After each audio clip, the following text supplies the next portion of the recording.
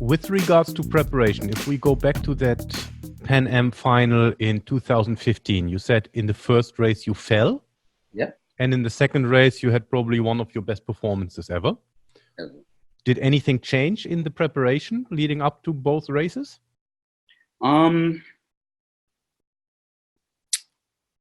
That's a really good question, because we had 30 minutes to get ready. It's not even like the full warm up, right? And they locked us away, and they kind of put us in like the indoor final holding area. There was 200-meter track, so there's enough space. But I think it was relaxation. Peace is my mental space to performance. It gives me the greatest amount of clarity. So I wasn't distracting myself, but I was relaxed. I was trusting my level of work, but I was listening to my body. I was listening to, we didn't have access to our electronics, so I couldn't like listen to music. I had to be in the moment. And so I'm really surprised if you think about it, because I didn't do that in Rio. In Rio 2016, I didn't do that. We had a delay because of the rain. You saw how the hurdles prelims were. It was a disaster. And the rain kind of took a lot of people out. There was reruns. There was a debacle in Rio. And I wasn't mentally in the same place as I was in 2016, as I was in 2015.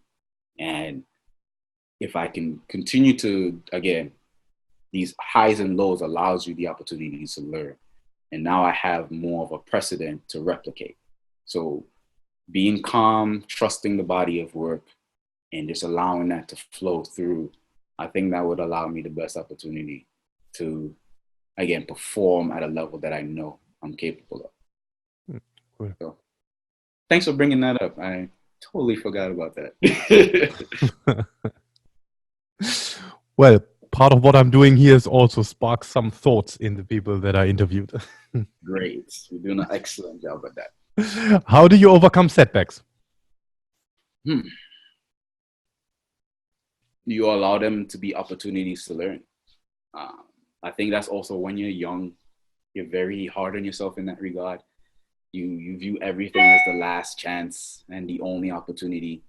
And so you pressure yourself really hard to live and to accomplish those things. 2015, I was supposed to be one of the people to make the finals. And again, I fell in the prelims. I was right next to Omar McLeod. And my mistake is I got in his rhythm. He was an 8-stepper. I'm a 7-stepper.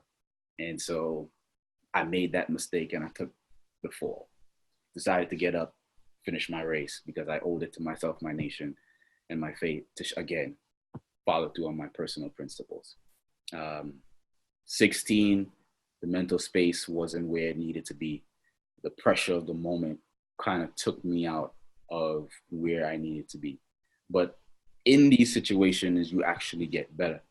And so not only am I now in a better position to go into things like this, I now can share that information with somebody else. And so I can save another person the opportunity from certain failures by sharing the lessons that I have learned. And that's part of the journey. By being open and being more able to give some of the things that you have been experienced, you can now help other people to rise to higher levels. And so 17, we had a lot of injuries and a lot of things that we had to deal with physically. But I think I made the most of that situation because I knew, again, who I was away from the sport. And I was able to see that all of this was learning lessons. And I think that's the same things that's going to apply moving forward. That patient aspect is definitely going to come in. It's a long journey. It's a long. Like if I was to end my career today, I still have a lot of life to live.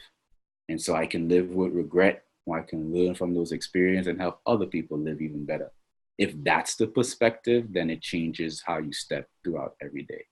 So even adversity, even now, it's all learning lesson. I'm sure it's going to make sense later, but I'm getting ready to move to Europe to study at the Olympic capital. You know, there's still funding needs. There's still pressure and things that I don't have. I don't even have a plane ticket or a place to live. And class starts in 2 weeks. there's a lot that, you know, if I was 21, that probably would have made me scream and blow, like be so upset. But, you know, you got to trust that all things are going to work together for good. And you got to learn how you got into the situation and what you need to do to move out of it. And again, through strain, you see how strong you can become. And so I trust that there'll be plans. I pray that, you know, people come through and support what it is that we're really trying to do, because all I'm trying to do is help the thing that gave me so much. And I don't have all the answers, but I want to be able to contribute to the thing and move it forward. Because, you know, I came from very hard circumstances, but, you know, my coaches have always been like father figures to me. My teammates have become family. I've made friends around the world. I've learned a lot about myself. I've learned a lot about other people and other cultures. That's a lot to experience. And there's a lot of people who are set in their ways and just don't get the opportunity to know how beautiful this world truly is. And sport allowed me that. That's just my area. You know, art, music, there's other areas that allow people to do that. But I've been blessed to be a part of sports. It's between food and music, sports is like the next thing. It doesn't matter what language you speak, doesn't matter where you come from. Once our team wins, we are friends and we are family. I've seen it. I've been in like premiership football matches where you can't speak the language, but everybody's celebrating together. That's sport. It unites us. It allows us to be happy and joyful in the moment. It brings us together. Like nations gathered around Jumbotron TV screens to watch a final, and they don't know what's going on today or don't care what's going on tomorrow. But in this moment, these 10 seconds can bring so much joy. And that's what I want to share with the world. Oh, that's cool. Who's your role model and why? Whew, good question. Athlete-wise, I've always admired, I think the two biggest ones would probably be Muhammad Ali, and if I had to pick someone from the track, it would probably be, again, Otto Bolden and Michael Johnson. Muhammad Ali, because he was bigger than sport. He was a personality. You know, he spoke for a lot of things that were affecting his community. He spoke for the people. He cared for the people. He wasn't a perfect person, but you loved to love him. And even if you hated him, you loved to hate him. He was one of the first athletes that became a personality, and he made sport bigger than just a moment. And that's part of that joy that I want to tap into to share to other people. I think if more of us, especially in track and field, we're kind of bland. We need more personalities. Like Noah Lyles right now, I'm loving him because he's winning, but he's also expressing who he is as a person. Like we need more people to be free in that so that people can want to know their name. If we have more personalities in the sport itself can grow in a whole different capacity. And then, of course, Michael Johnson and Otto Bolden, more so not only what they have done medal-wise, and of course, Atlanta was my favorite games that I watched, and being in the cities, those two men lit this place up, but also what they've done post-sport, their contributions into media and to athlete development. You know, Otto Bolden even tried politics in Trinidad and Tobago. It didn't necessarily work, but I appreciated his heart. You know, he wanted to make a difference. And so I loved when athletes, you know, take the most out of their career and now transition it back to try to help other people in a different capacity. And so I've been to the MGP Performance Center in Dallas with Michael Johnson. I've been able to meet with him. We've had a partnership with the Trinidad and Tobago Olympic Committee. So I've been able to see and develop through that. And so I just love the fact that athletes are taking the experiences, their knowledge, their wealth, and again, enriching other people. If you can make a profit out of it, amen, it's America, it's capitalist. But it allows at least other people to get in proximity to start understanding and believing and now seeing that it can be done. So, yeah, I had to think about Muhammad Ali a few times because when you said something bigger than sports, that was him, right? That was him. Definitely. He definitely was bigger than sport. I mean, I don't know how many people would be willing to, you know, sacrifice their career for their beliefs.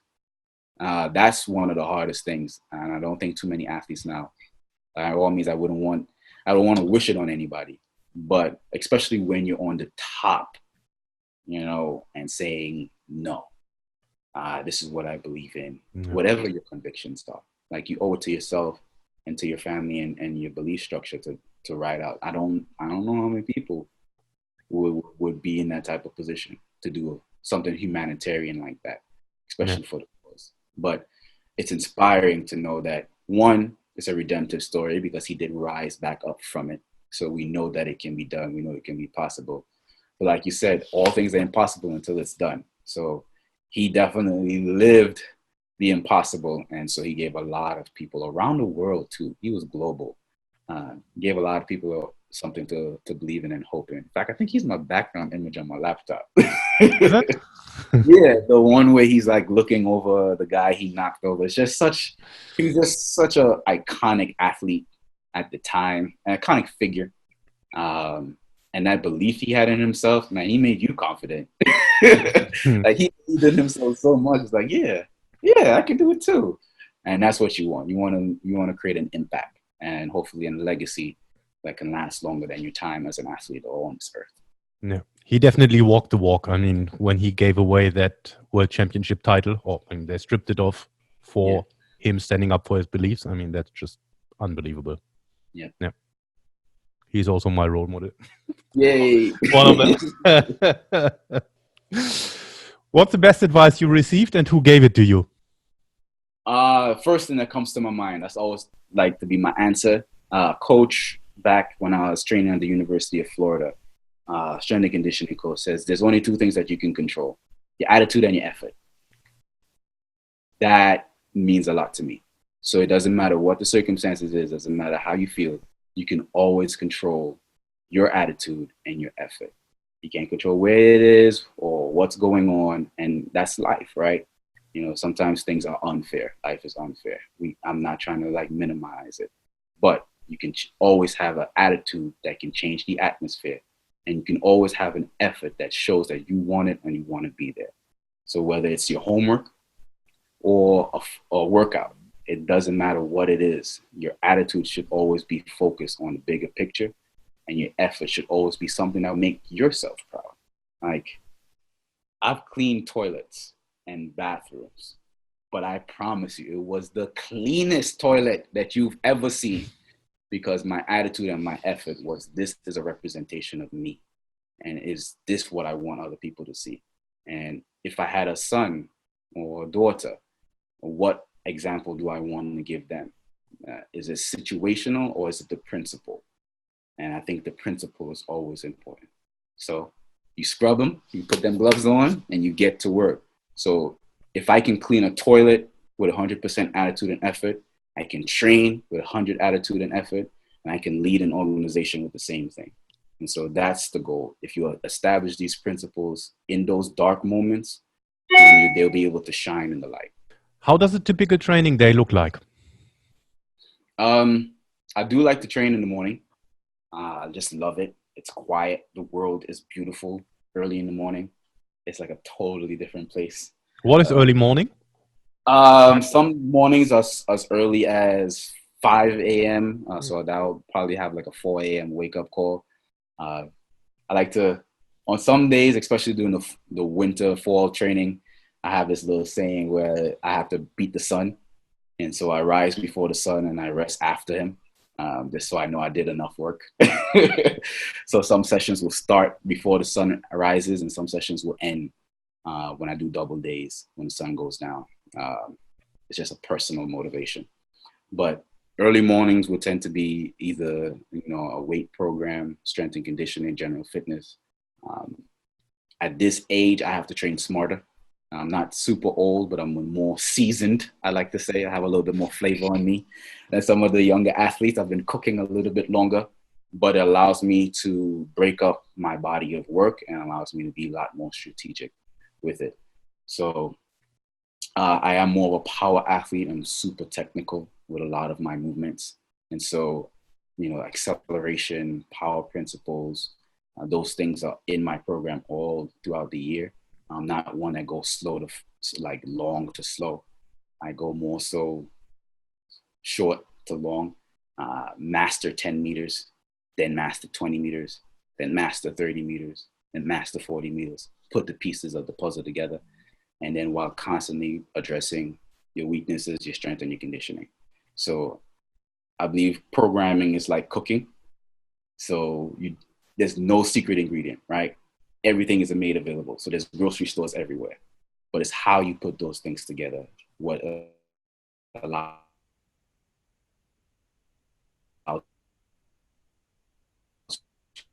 you to create a masterpiece. And so there's yourself human express and really add a little bit of flavor per taste, per event, per type of athlete. Are you a pusher? Are you a puller? Are you fast twitch? Are you slow twitch? All right. Are you in warm weather? Are you in cold weather? What's your discrepancies? How are your left and right mechanics? Are you single leg? Can you do better force productions with two legs? Right-handed, left-handed? There's so many different variables that you need to know, like, okay, potentiate here. Let's strengthen condition here. Need more general fitness here. More balance here. It's like a beautiful concoction. Coaching itself is a constant experiment, like constant experiment. So if you look at it that way, then you're a little bit more able to adapt. And so when you program, for myself, I'm an experimenter, or when any athletes that I work with is a constant experiment, that there should be changes. You're trying to see what works. There's a communication. Like, I'm big on communication. I try to make the athletes as cognitive about what's going on as possible, because I'm not them. So by understanding what's going on, why are we doing this, how long, what's the purpose, when I get feedback, I can now cater and control the programming a certain way that will address certain needs. And then also, at the end of the day, I'm not the person that's on the line. So I want the athlete to understand certain thoughts, because the biggest voice that they will ever hear is their own. So if you can make an athlete feel like the idea was theirs, I've done my job as a coach. When you have that philosophy and that principle, like, okay, this is what's going on. And when I'm asking them and they're starting to say things that I was saying, it's like, it's a great idea. I don't even need credit for it. Just as long as you're getting the process and you're understanding it, it makes a big difference. So right now I've been working with a few athletes while I'm still here. So I train them in the morning, and I do my training now in the evening, but I would prefer in the morning time to kind of really build that. Still early, there's some athletes that's still getting ready for the World Championships. I decided not to compete so heavily this year, to kind of more focus on just the Olympic year. There's a lot of life that was happening this year. So right now I'm just precursor towards getting ready for my fall training. Do you want to nominate someone to be interviewed? Yeah. J.U. Gordon, former world champion from Trinidad and Tobago, an exceptional 400 hurdler, who was one of the youngest 400 hurdler finalists in Berlin, finished fourth behind an immaculate field, 47 mid national record holder, junior medalist, but he's also faced and is going through certain trials. So I would love for him to articulate that, of how he's persevering and how he's continuing to remain resilient in that. He's had some camp changes, some life changes. I think we need more people speaking on not just the glitz and the glamour, but the real life of life. And so I would definitely nominate J.U. Gordon, from Trinidad and Tobago. Plus, he's around. He's training with Boogie's camp out in California, so he's seeing, the Lilis Muhammad's success. So it's also a good dynamic of when you're seeing success within your camp, but you yourself are still struggling. That would be a great question. She just dropped the world record. She's probably going to do it again at the Worlds, but he's more than capable. So it'll be an interesting dynamic to see how he addresses that. Cool. Where can people find you? You can definitely find me on all social media accounts at Mikel, Mikel _Thomas. Facebook, Instagram will be /110. But yeah, I actually message people back. I actually reply. I actually comment, actually follow, because again, it's real life. And so I don't ever want to feel like I'm that far removed from people. It's so weird. Like, I grocery shop just like you. I do regular things just like you. I have to go to the post office just like everybody else. And again, the point is to help people realize that you too can.